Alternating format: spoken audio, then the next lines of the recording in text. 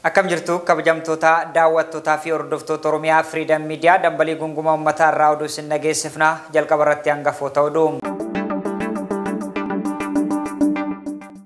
Ayyaanonni fi walga'iiwwan amantaa waltajjii dhimmoota amantaa waan ta'aniif ergaawwan siyaasaa irratti darbuu hin qabu jedhan yaa'in dhaabbilee amantaa Itoophiyaa. Barnoonni gadaa sadarkaa kolleejjiitti akka kennamuu fi sirni barnoota kaalkulamii qophaa'e. Sirna wal harkaa fuudhinsaa baalli gadaa Gujii marsaa 75ffaa ilaalchisee mariin paanaalii gaggeeffamaa jira. Hojjettoonni baankii daldala Itoophiyaa 5 himatamanii jiru. Oduu kennaa biyya alaatiin Tiraamp filannoo irratti hirmaachuudhaaf dhiisuu manni murtii waliigala USA murteessuuf. Oduu isin dhageessisuun keessi wajjin turaan Jibriil Muhammadii amma oduu bal'inaan. Ayyaanonni fi walga'iiwwan amantaa waltajjii dhimmoota amantaa waan ta'aniif ergaawwan siyaasaa irratti darbuu hin qabu jedhan yaa'in dhaabbilee amantaa Itoophiyaa. Yaa'in dhaabbilee amantaa Itoophiyaa haala yeroo irrattis ibsa baasee jira. Dabalata gabaasa kanaa fi gadaa walaabuu akka itti aanutti isiniif dhiyeessa. Amantaaleen bu'uuraa duudhaa afuurawaa fi hawaasummaa ta'uudhaan naamusaa fi amala gaarii dagaagsuuf waltajjii tajaajilanidha jedha yaa'in dhaabbilee amantaalee Itoophiyaa ibsate bana baase. Kanaan ayyaanonni fi walga'iiwwan amantaa waltajjii dhimmoota amantaa waan ta'aniif ergawwan siyaasaa irratti darbuu hin qaban kan jedhu yaa'ichi duudhaan amantaa nagaa fi tokkummaa ilmoo namaa ta'uu eera. Qajeeltuuwwan amantaales hariiroo hawaasummaa uummataa cimsuudhaan nagaa wal kabaja gamtaa araara haqaa fi duudhaawwan kanneen fakkaatan barsiisuudhaan warootaaf tajaajila kennaa turanii jiru kennaas jiru kun tokkummaa biyyaa eegaa fuulla'ee jira. Kanarraa waan darbe ergamni ijoo fi tajaajilli abbootii amantaa ilma namaa tajaajiluu namoonni akka sodaa waaqaa qabaataniif eenyummaa hafuurawaa akka uffatan gochuu yoo ta'u mataa isaanii fedhii addunyaarraa fageessanii jiru hafuuraadhaan fakkeenya ta'uudha jedha ibsi yaa'ii dhaabbilee amantaa Itoophiyaa.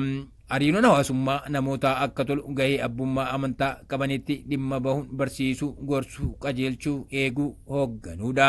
Keessumaa dhibbawwan dhaabbilee mootummaa fi miti mootummaatiin gahanii fi akka jallate qajeelchuun hojii amantaaleeti. Haa ta'u malee yeroo dhiyoos abbootiin amantaa tokko tokko ergamaa fi kaayyuu bu'uuraa amantaa kanarraa maquudhaan waltajjii amantaalee fi miidiyaa hawaasummaa gubbaatti qabiyyee siyaasaa fi ergaa hin malle barnootaa fi xiinxaltoota biyya dhiiga dhangalaasanii yoo kennan argaa jirra. Lallabnii fi dubbiiwwan akkanaa namoota siyaasaa qeequu bira darbanii tokko tokko irratti akka ka'u kakaasu waan ta'eef muuxannoon barnoota amantaa akkanaa balaafamaadha. Adeemsi akka kanaa duudhaa nagaa wal kabajuu obbolummaa kan miidhu waan ta'eef saffisaan sirrachuu qaba. Kanaafis dhaabbileen amantaa abboonni barsiisonnii fi lallabdoonni amantaa bifa kanaan barsiisan akka of sirreessan gochuun gaafatamummaa keessan akka baatan dhimmoota hafuurawaa dursa akka kennan yaa'in kenna cimsee hubachiisa jedha yaa'in dhaabbilee amantaalee Itoophiyaa. Paappaasiin Bataskaana Ortodoksii Tawaahidoo Itoophiyaa Abuuna Luqaas tibba darbe waamichi ajjechaa ministeera muummee biyyattii irratti godhan dubbii ijoo ta'eera. Barnoonni gadaa sadarkaa kolleejjiitti akka kennamuu fi sirni barnoota kaalkulamii qophaa'e. Biroon barnoota Oromiyaa rakkoo qulqullina barnoota gadaa irratti mudataa jiru furuudhaaf barnoota gadaa sadarkaa kolleejjiitti kennuudhaaf qophiitti jiraachuu beeksise. Guutuu gabaasa kanaa akka itti aanutti isiniif dhiyeessa. Biroon barnoota Oromiyaa barnoota gadaa sadarkaa kolleejjiitti kennuudhaaf kaalkulamii sirna barnoota gadaa kan sadarkaa kolleejjii barnootaatti kennamu qopheessee leenjii kennuu eegaluu isaa beeksise. Biroon kun gosa barnoota gadaa sirna barnoota haaraa keessa galchuun manneen barnootaa sadarkaa tokkoffaa tokko hanga 8 keessatti kennaa jiraachuu ibsuudhaan barsiisaan sadarkaa dippiloomaatti kallattiidhaan ogummaa kanaan leenjii ba'e waan hin jirreef qulqullina barnoota gadaa irratti kennaa jirru gaafii keessa galee jiraas jedha. Rakkoo kana hiikuudhaaf hayyoota yuunivarsiitiilee fi kolleejjilee 13 irraa walitti babbahanii waliin ta'uudhaan kaarkulamii barnoota gadaa kolleejjota keessatti ittiin kennamu qopheessuun irratti mari'atamaa fi leenjiin kennamaa jiraachuus ibsee jira. Biiroon Barnoota Oromiyaa Daayireektara Barnoota Olaanaa qo'annoo fi qorannoo kan ta'an obbo Admaasuu Waaggaarii qulqullina barnootaa mirkaneessuun kan danda'amu barsiistota ogummaa fi ga'umsa qabaniin waan ta'eef barnoota gadaa qulqullinaan akka kennamuuf gochuudhaaf barsiisota kallattiidhaan ogummaa barnoota gadaatiin eebbifamanii ba'an horachuun barbaachisaadhaas jedha. Sirna gadaa Oromoo sadarkaa addunyaatti yookaan yuuniskootti kan galmaa'edha. Dhaloonni haaraan qulqullinaan akka baratuuf hammatoo fi sirna barnoota gadaa qopheessuu dabalatee tarkaanfilee barbaachisoo fudhachuudhaafis qophii ta'uu dubbatu.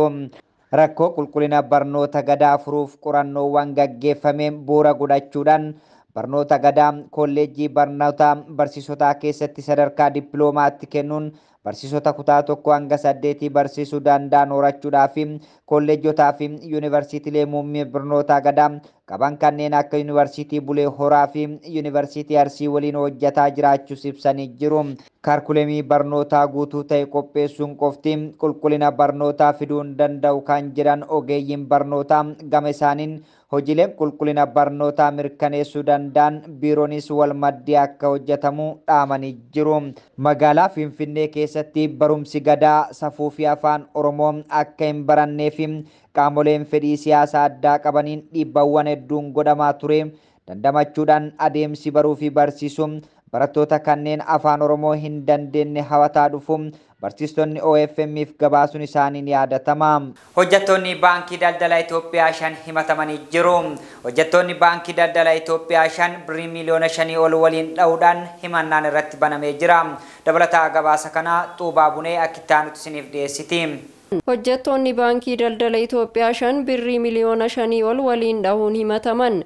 Hojjettoonni baankii daldala Itoophiyaa 5 seeraan ala herrega maamiltoota baankichaa irraa birrii miliyoona 5 ol hir'isuun shakkaman irratti himanni baname. Hojjettoonni baankii daldala Itoophiyaa damee Endoodee kunneen herrega maamiltoota baankichaa garaagaraa irraa mallaqa hir'isuun gara herrega namoota biraatti dabarsuun shakkamaniiru. Hojjettoonni kunneen mana murtii olaanaa Finfinnee Lidatatti himanni malaammaltummaa irratti banameera. Himatamtoonni kunneen hojimaata baankichaatiin alatti herrega namoota dhuunfaa Abrahaa Gabree irraa birrii miliyoona 3,410,165 fi lakkoofsa herrega manaa marii magaalaa Humararraa miliyoona 2,576 mallaqa hir'isuun gara herrega biraatti dabarsaniiru jedhame. Sirna wal harkaa fuudhinsaa baalli gadaa Gujii marsaa 75ffaa ilaalchisee mariin paanaalii gaggeeffamaa jira. Sirna wal harkaa fuudhinsaa baalli gadaa Gujii marsaa 75ffaa ilaalchisee mariin paanaalii Finfinneetti gaggeeffamaa jira. Dabalataa isaa akkitaanutti isiniif dhiyeessa. Sirni wal harkaa fuudhinsa baalli gadaa Gujii Ardaa Jilaa Mi'oo Bokkootti gurraandhala 13 bara 2016 gaggeeffamuudhaan qophiin jilaa xumuramaa jiraachuun ibsame. Gadaa Hurmuffaa irraa kan ta'an abbaa gadaa Jiloo Mandoo Uraagaa warra gadaan itti darbu gadaa Roobaleetti baalli dabarsuudhaaf jila hunda xumuranii Ardaa Mi'oo Bokkootti ergaa qubatanii ji'a darbee jiraas jedhu. Ani gadaa keessatti dhaladhee guddadhee kuusaa Baadoorii keessaa dhufeen waggaa meeqa bara gadaa godaanaa kaattaa bara gadaa abbaa gadaa Waaqoo Duubee bara gadaa abbaa gadaa Aagaa Xiinxanoo hunda keessa hojjadhee dhufe jedha. Ani erga abbaa gadaa ta'een waan gadaa irratti hafe hunda xumureen jila qaalluus kennee waan tokko hafee kan hin jirreef ammaan tana baalli kennuu callaa eeggachaa jiraas jedha. Abbaa gadaa Jiloo gulantaalee gadaa keessaa dhufanii waggaa 67tti abbaa gadaa Gujii ta'anii amma yeroo gadaa isaanii xumuranitti baalli dabarsan ammoo umriin isaanii ganna 75dha. Bara 2013 yuunivarsiitii Bulee Horaa irraa doktoreetii kabajaa argatanii jiru. Gurraandhala 13 bara 2016 baalli gadaa dabarsuudhaan yuuba gadaa erga ta'anii booda hanga lubbuun isaanii jiraanitti hojii nageenyaa fi waan biyyaaf ta'u irratti hojjechuu akka itti fufanis himanii jiru. Oduu kennaa biyya alaatiin Tiraamp filannoo irratti hirmaachuudhaaf dhiisuu manni murtii waliigala USA murteessuuf Donald Trumpiin filannoo pirezidaantummaa dhufurratti hirmaachuudhaaf dhiisuu isaa murteessuudhaaf akka jiru manni murtii waliigala USA beeksisee jira. Dabalataa gabaasa kana Gadaa Walaabuu akka itti aanutti isiniif dhiyeessa.